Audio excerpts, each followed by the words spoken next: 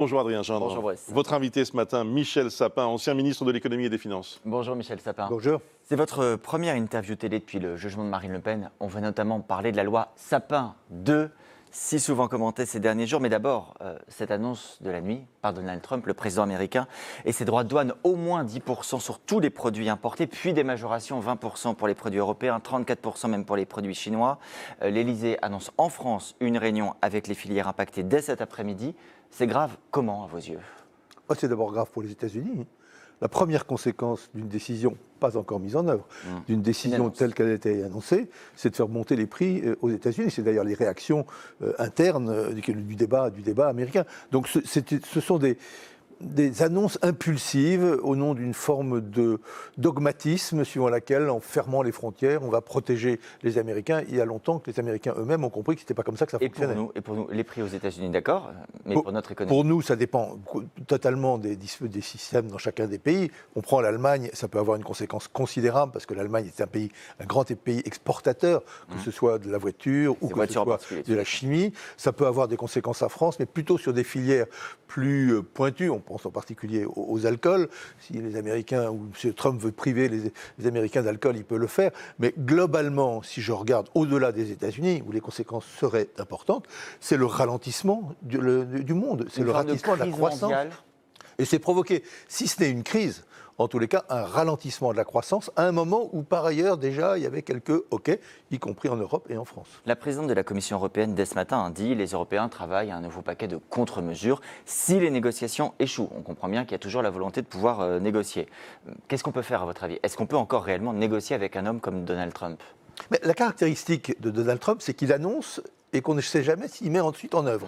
Et ça lui est arrivé d'annoncer et 2 jours après de dire qu'il revenait en arrière. Donc il annonce pour la semaine prochaine. Il a encore quelques temps, soit pour réfléchir, soit pour discuter. Vous savez, c'est un homme de deal. Donc il arrive en force et il dit maintenant on va discuter. Discuter et négocier, c'est parfaitement légitime entre grands partenaires économiques. C'est ce que veut Mme von der Leyen et elle a raison. Mais sinon, elle l'a dit elle-même, le président Macron l'a dit lui-même à juste raison, eh bien il y a la rétorsion. Si on veut de la force, il faut de la force en face. Il n'y a que ça qui le fera plier. Vous dites, c'est un homme de deal. Ce matin, enfin il y a quelques heures, cette nuit, il dit notre pays a été pillé, saccagé, violé, dévasté. Ça, c'est de la stratégie, c'est du deal ou c'est de la folie? C'est de la folie dans le langage, en tous les cas. C'est de la folie dans le langage, comme on a l'habitude, malheureusement, de l'entendre dire par M. Trump. Venons-en à un sujet qui nous concerne ici depuis le début de la semaine, c'est le jugement contre Marine Le Pen. Je disais à l'instant, la loi Sapin 2, je précise d'abord, c'est une loi qui prévoit d'envisager une peine d'inéligibilité quand on est condamné pour détournement de fonds publics. C'est le cas de Marine Le Pen. Mais d'abord, je voudrais qu'on parle d'une autre mesure qui existait déjà et qui est très commentée, l'exécution provisoire, c'est-à-dire l'application immédiate de cette peine d'inéligibilité. À vos yeux, est-ce que vous considérez que cette mesure est justifiée, proportionnée, adaptée? Elle a, en tous les cas, été argumentée et justifiée par les juges. Pour une raison assez simple, Mme Le Pen, pendant tout le procès, a considéré qu'elle n'avait rien fait de mal. Donc peu importe si ça... C'était même pas par inadvertance, pas par méconnaissance. Elle a dit « ce que j'ai fait est bien ». Et donc le juge dit « puisque vous considérez que ce que vous avez fait est bien, vous allez recommencer ». C'est ce qu'on appelle, c'est une des raisons qui permet de justifier cette exécution provisoire. Peu importe. Juste un mot sur la loi Sapin 2, c'est une loi de lutte et de prévention de la corruption d'une manière générale et principalement dans le monde économique. Ça a été une très grande réussite qui fait qu'aujourd'hui la France est respectée et qu'en particulier ce sont plus les Américains qui condamnent nos entreprises, c'est nous qui les poursuivons et s'il le faut, qui les punissons. Donc il y a une petite disposition qui est d'ailleurs par amendement parlementaire votée très largement par l'ensemble du Parlement et par l'ensemble du Sénat. Mais vous venez de dire vous-même le monde économique. Est-ce qu'à l'époque, quand la loi a été votée, vous imaginiez qu'un jour elle ait une telle application, de telles répercussions et de telles conséquences politiques? Mais le juge, il juge hors de la politique. Il a suffisamment argumenté pour dire qu'il jugeait hors de la politique. Et juger hors de la politique, ça veut dire juger hors des personnes concernées. C'est donc pas parce que c'est Mme Marine Le Pen que le juge va changer son propre jugement. Ensuite, il y a une question de calendrier. Et c'est là que la question de l'exécution provisoire se pose. Vous savez quelle est la meilleure réponse? C'est celle qui a été apportée par l'institution judiciaire.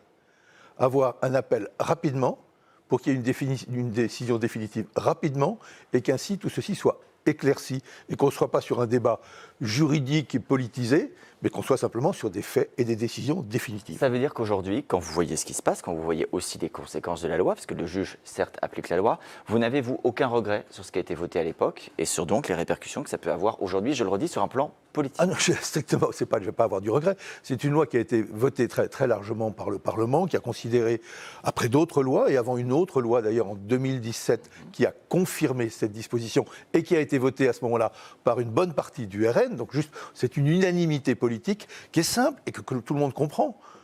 Il faut essayer d'éviter, et quand ce n'est pas possible, il faut punir fortement ceux qui devraient être exemplaires, c'est-à-dire les responsables politiques, ceux qui votent la loi. Si ceux qui votent la loi ne respectent pas la loi, je comprends que la loi soit plus dure. 5 ans d'inéligibilité, c'est plus une sanction, c'est une mort politique.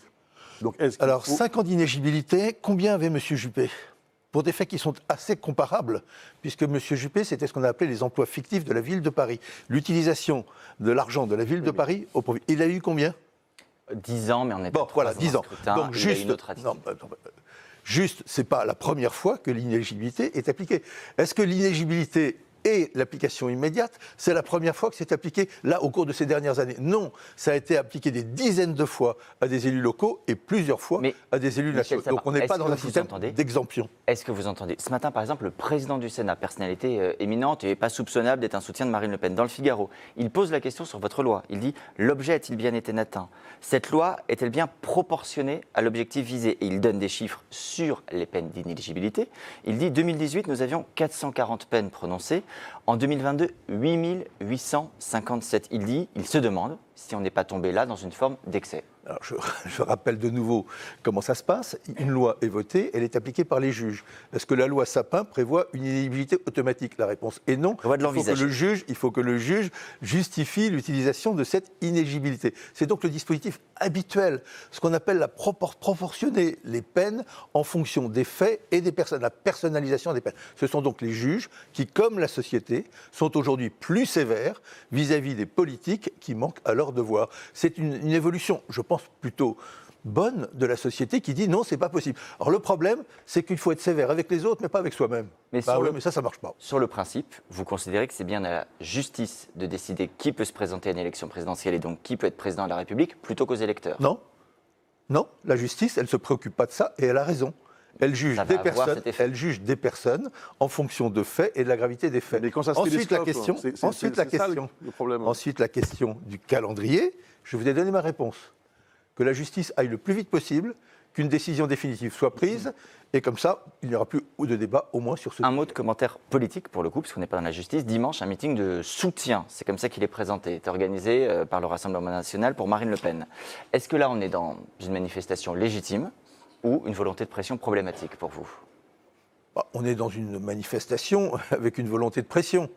Mais la liberté d'expression, la liberté de manifestation, la liberté de réunion, elle ne date pas d'aujourd'hui. Et en tous les cas, pour ce qui sont des démocrates que nous sommes, nous la respectons. Est-ce que ce serait aussi respecté si Marine Le Pen était présidente? J'ai un doute. Donc vous n'êtes pas troublé, pour reprendre le mot de la semaine?